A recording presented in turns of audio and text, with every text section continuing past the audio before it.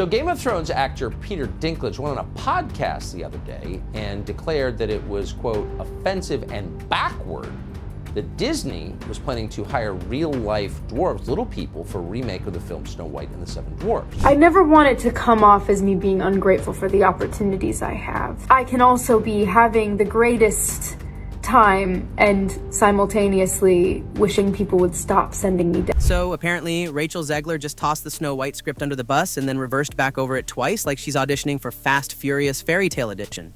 Because this drama just got a fresh injection of chaos, and it's got more plot twists than the movie ever did. In a recent interview, Rachel came out swinging, and while she didn't name drop, she basically served us a scalding hot, "it wasn't my fault" latte with a side of passive-aggressive sass. According to her, the whole film flopped because the story kept changing. Who's she shading?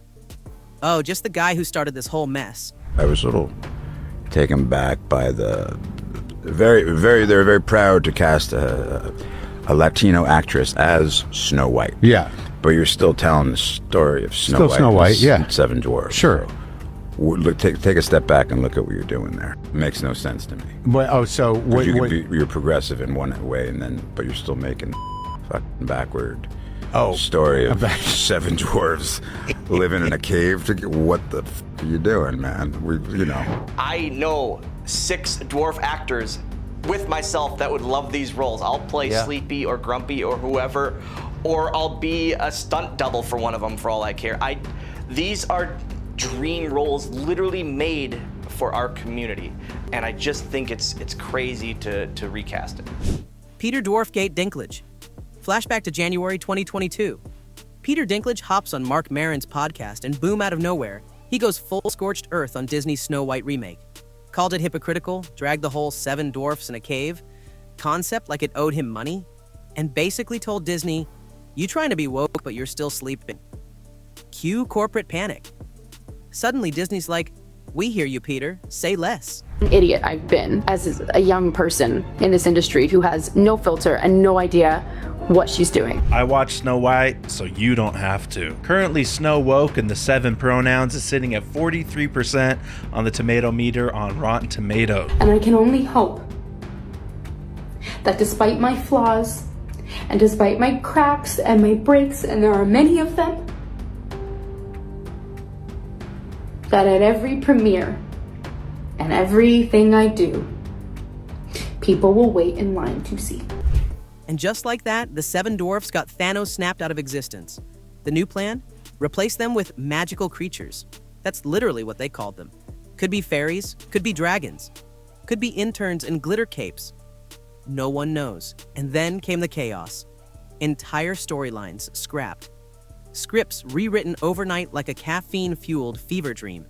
The tone, the cast, the point of the movie, all tossed into a magical dumpster fire. Writers were told to make a Snow White without dwarfs that still made sense. Spoiler, it didn't. And guess what? The actors who were playing the dwarfs, real talented people, got axed. Some of them came forward later, hearts broken, careers stalled. For many, it was the big break. Until Dinklage came in with his big voice and bigger opinions. They basically lost their moment because of one viral rant. Now fast forward to 2025, and Rachel's sitting in the wreckage like, that wasn't on me, babes. She's implying that with the story falling apart behind the scenes, her performance and the whole movie never stood a chance. Not her fault it was chaos central back there. She signed up to play Snow White, not snowball fight with rewrites.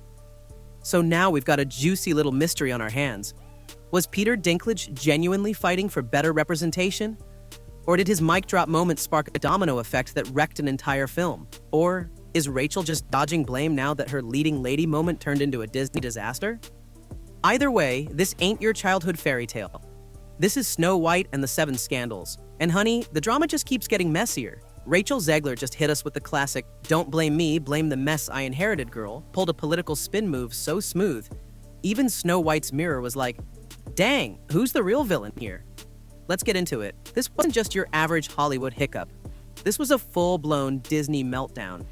And Rachel? She was dead center in the firestorm. Once the dwarfs got magically erased thanks to Peter Dinklage's mic drop moment, Disney had to Frankenstein together an entirely new fantasy. That meant new scenes, new CGI, new lore, new logic, and of course, new excuses. Production deadlines? Sliced. Budgets ballooned. Marketing plans? Confused and crying in a corner. And there stood Rachel Zegler, stuck in a movie that was changing so fast, by the time she blinked, she wasn't even in the same genre anymore. But here's where it got spicy. Back when the Dinklage drama exploded, Rachel went totally silent. And not the I'm under NDA kind of silent. This was strategic chess player silence. Fans noticed, Twitter noticed, the dwarf actors definitely noticed. And when people started poking her for a comment, nada zilch. She stayed locked in Hunger Games promo mode like it was her only gig. Some fans were like, okay, she's probably just playing it safe. Others, they were convinced she was playing the long game, staying quiet now so she could point fingers later. And looking back, those folks might have cracked the code. Because when test screenings finally dropped, yikes. Early viewers came out of that theater looking like they just survived a corporate fever dream. The top words floating around? Disjointed. Soulless. Confused. One person straight up said it felt like a marketing team directed a movie using ChatGPT prompts. And honestly, accurate. The tone was bouncing around like a kid on sugar. 1 minute it's girl boss empowerment, the next it's nostalgic Disney whimsy, then suddenly it's grim moral metaphor for capitalism. No one knew what they were watching and nobody liked it. And that's when Rachel's PR nightmare hit DEFCON 1. Clips of her interviews resurfaced. You know, the ones where she's proudly dragging the OG Snow White, laughing about never watching it, calling the prince a stalker, and suggesting the original tale was creepy and problematic. Bold takes, sure. But when your movie's flopping harder than Prince Charming in real life, maybe don't roast the one thing fans still liked. Fans who were neutral, turned cold, fans who were hopeful, checked out, and the people already side-eyeing her? Oh, they unloaded. But here's where Rachel pulled a plot twist worthy of Shonda Rhimes. Instead of going quiet again, she switched gears. Started saying things like, the movie went through a lot of changes. It's not the version I signed up for. No names were dropped, of course. She didn't point at Peter Dinklage and go, you. But that shade? Oh, honey, it was palpable. Subtle like a slap in a ballroom. Suddenly, the narrative shifted. Now it's not Rachel ruined Snow White, it's Rachel got caught in a remake gone rogue. So what's the truth? Was she just a talented actress caught in Disney's politically correct panic spiral? Or did she ride the controversy wave all the way to the blame-shifting beach? Either way, this drama has dwarfs, dragons, deleted scenes, and diva moments. It's less of a fairy tale now, and more of a Hollywood horror story in high gloss. And you know what? We're eating it up. Once upon a timeline, there was a magical Disney remake, a rising star, a modern princess, a billion-dollar brand.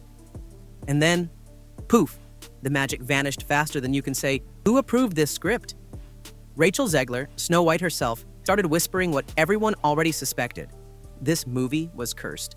She claimed the original sparkle of the story got lost somewhere between the Zoom meetings and the exec boardroom. Apparently, it wasn't the evil queen who ruined this fairy tale. It was too many cooks in the enchanted kitchen. She aired her grievances cryptically at first, saying things like, decisions were made above my head. Okay, girl, that's either a subtle drag or a humble brag about being the least powerful person on set. Either way, fans started side-eyeing one name in particular, Peter Dinklage. Why? Stay tuned, because if this is what went down before the movie dropped, just wait until opening weekend. People started dragging her, saying she was ungrateful, disrespectful, and acting like she was too good for a role millions of girls used to dream about. But not everyone was furious. Some people argued that Rachel was just being a scapegoat, and the real problem was Disney trying to please too many individuals by changing the script and putting Zegler in an impossible position. And remember, this movie was originally supposed to drop in early 2024, but Disney pushed it way back to 2025. So after all this, did Rachel Zegler actually throw Peter Dinklage under the bus? Here's what we know. She never directly called him out, but her interviews and her leaked comments all point to this. And if Rachel did throw Peter Dinklage under the bus, it might be the biggest Hollywood deflection we've seen in years. What do you guys say? Do you think Rachel was right to shift the blame? Or did she just expose herself even more? Leave your thoughts in the comments and subscribe to this channel for more videos.